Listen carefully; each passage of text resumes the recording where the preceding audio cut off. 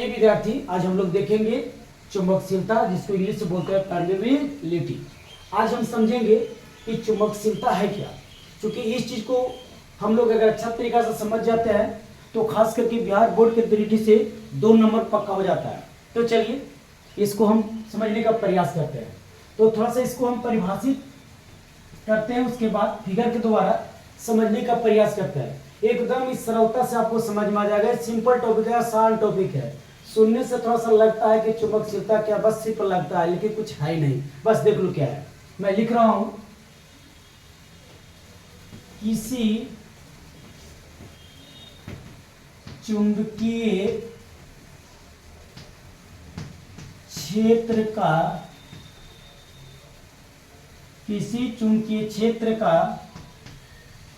बल रेखाएं, किसी चुंबकीय क्षेत्र का बल रेखाएं चुंबकीय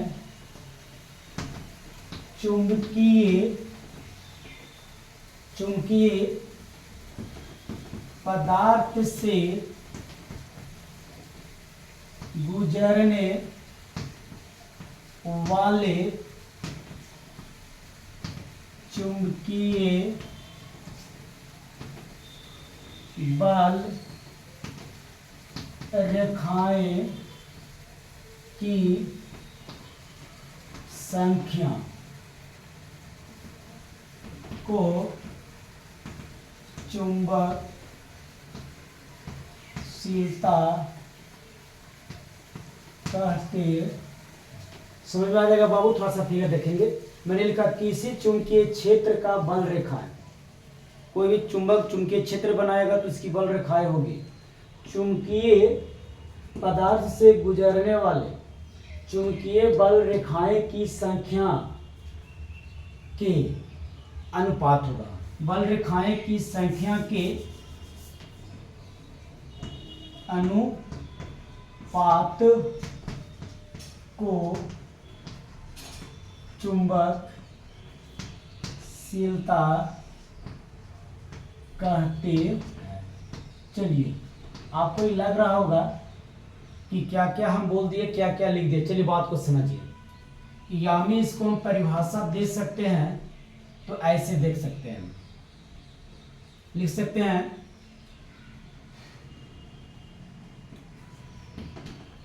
वायु या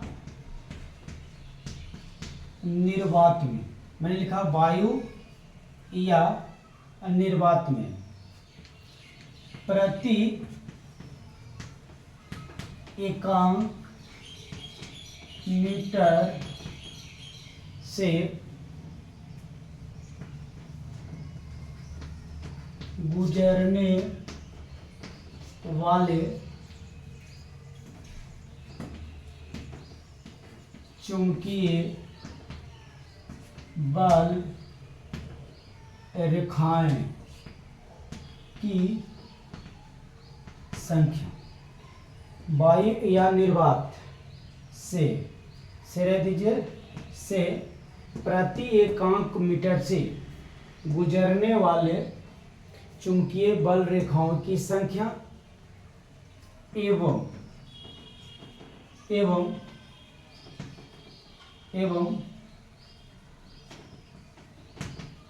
चुंबकीय पदार्थ के प्रति एकांक मीटर से गुजरने वाले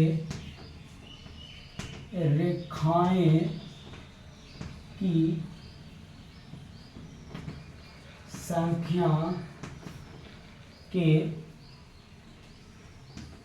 अनुपात को चुंबकशीलता कहते हैं। इसे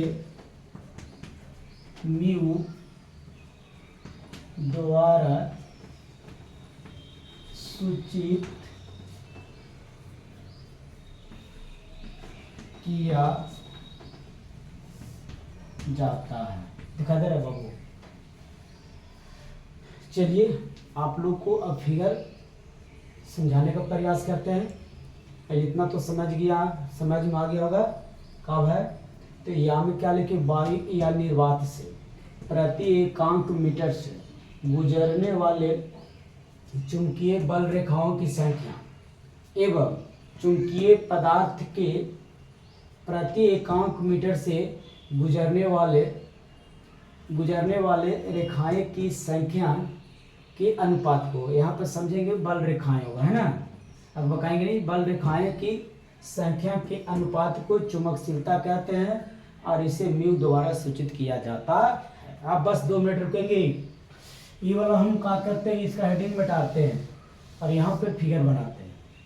मान लिया जाए कि ये कोई चुंबक है, ये कोई चुंबक है। तो चुंबक होगा तो यहाँ पर देखिए साउथ होगा, ये नॉर्थ, कुछ ऐसा होगा। तो यहाँ से क्या होगा, बल रेखा इस तरह से निकलेगी, बल रेखा इस तरह से निकलेगी और समझ जाएगा कि यहाँ से क्या हो रहा है, तो बल रेखाएं निकल रही है। तो बल रेखाएं जब निकल रही है, ये चुंबक है और ये प्लस है। तो यहाँ से जब इस तरह इसका से निकलता है और यहाँ पे क्या है, ये मान लिया जाए कि चुंबकीय पदार्थ है और यहाँ से ये आ रहा है, यहाँ से ऐसे आ रहा है और इस तरह से निकल रहा है। यहाँ से देखिए ऐसे आ रहा है और इस तरीक़ा से ऐसे निकल रहा है। यहाँ से इस तरीके से आ रहा है, ऐसे निकल रहा है। यहाँ से इस तरीक़ा से यहाँ से जा रहा है, इस तरीक़ा से इससे निकल रहा है। ध्यान देंगे, फिगर पर समझेंगे। ये ऐसे होकर के निकल रहा है, ध्यान देंगे, इस तरीक़ा से ऐसे निकल रही है। तो यहाँ से क्या पता चला कि ये जो चुंबकीय पदार्थ दिख रहे हैं और यहाँ से जो बल रेखाएं निकल रही है, ये क्या है, ये हवा है। ये क्या है, हवा है। तो ऐसा लग रहा है कि जब ये इसके पास आया कि जो बल रेखाएं थी, ये इससे इसकी ओर आया। देखो भाई, इसको निकाल देना चाहिए ऐसे, लेकिन ये इससे होकर के गुजरा। यहाँ से इसको निकालना चाहिए तो ऐसे, लेकिन इस तरीक़ा से ऐसे होकर के गुजरा, इस तरीक़ा से ऐसे होकर के गुजरा और फिर देखिए इससे दूर हटा। इसका मतलब क्या हुआ, इसका मतलब क्या हुआ कि आखिरकार ये जो बल रेखा थी, ये का ऐसा था कि इसके करीब इससे होकर के गुजरने के लिए चाहा। समझेंगे, ये जो था ये वायु था, ये क्या था, वायु था और ये हवा था। ये जो वायु था ये विद्युत का कुचालक था और ये जो धातु था ये विद्युत का सुचालक था। तो ये जो बल रेखाएं जो होती है, ये बल रेखाओं के चलने के लिए इसकी जो धातु था, इसकी जो क्वालिटी था, यानी ऐसे समझे कि इसका जो चलने का पथ था ये आसान था। अगर किसी चीज़ को देखिए, जिस पथ से या जिस रास्ता से जाना आसान होता है उससे ज़्यादा लोग जाते हैं। यानी पानी की बात करो तो पानी भी जहाँ पे ढलाव होती है तो ज़्यादा मात्रा होकर के वहाँ से गुजरती है। उसी तरीक़ा से ये चालक था और जो बल रेखाएं था इस तरह से आकर के मुड़ा और फिर निकल गया, चूँकि ये फिर वायु था। यहाँ से देखिए गया, ये फिर मुड़ गया, इसके पास से निकलना चाह रहा है। क्यों कि बल रेखाओं के चलने के लिए जो सुगमता थी, बल रेखाएं के चलने के जो सरल मार्ग था, ये धातु था। क्यों? क्योंकि धातु विद्युत का सुचालक होता है। तो हमने क्या बताया कि यहाँ से जो बल रेखा निकल रही है इससे, यहाँ जो बल रेखा निकल रही है इससे, इसकी संख्या और इस धातु से जो बल रेखा निकल रही है इससे, इसकी संख्या को, अनुपात को हम लोग क्या कहते हैं, चुंबकशीलता कहते हैं। क्या मैंने समझाया बाबू? ध्यान देना। वायु से होकर गुजरने वाले बल रेखाओं की संख्या, हाँ, वायु से होकर गुजरने वाले बल रेखाओं की संख्या और इस धातु से होकर निकलने वाले या गुजरने वाली बल रेखाओं की संख्या के ही अनुपात को हम लोग क्या कहते हैं, चुंबकशीलता। मान लिया जाए इसकी संख्या यहाँ पर निकलने वाला H है और इसकी संख्या मान लिया जाए B है। ये वायु है या निर्वात है और ये क्या है, धातु है। यानी धातु है, लेकिन जब इसको चुंबकीय क्षेत्र में रखा गया, ये चुंबकित होकर के इससे बल रेखाएं गुजरा, यानी बल रेखाएं गुजरे के कारण क्या होगा, चुंबकित हो गया। तो एक दूसरे को जो हम देख रहे हैं ये क्या होगा, अनुपात होगा। तो यहाँ पर हम इसका हेडिंग डालेंगे म्यू बराबर क्या डालेंगे बाबू, बी बटा क्या होगा, एच।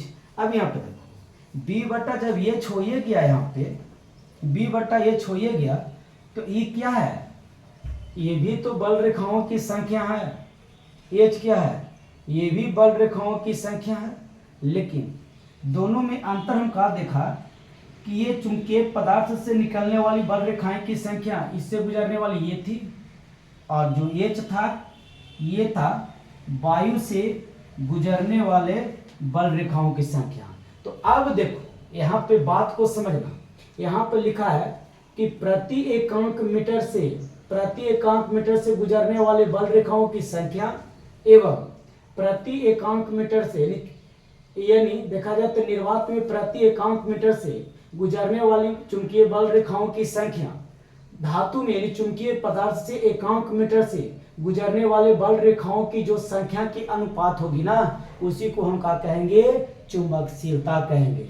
यहाँ पर मैंने लिखाया क्या, किसी चुंबकीय क्षेत्र का बल रेखाएं, चुंबकीय क्षेत्र का बल रेखाएं होगा, ये तो कि चुंबकीय क्षेत्र है ना जिसे चुंबक से निकल रहे हैं, इसका बल रेखाएं चुंबकीय पदार्थ से गुजरने वाले चुंबकीय बल रेखाएं की संख्या, यानी चुंबकीय क्षेत्र के बल रेखाएं की संख्या चुंबकीय पदार्थ के बल रेखाएं के संख्या के कोचिक होते हैं, संख्या के अनुपात को क्या कहते हैं, चुंबकशीलता कहते हैं। कितना आसान था, कितना इजी था।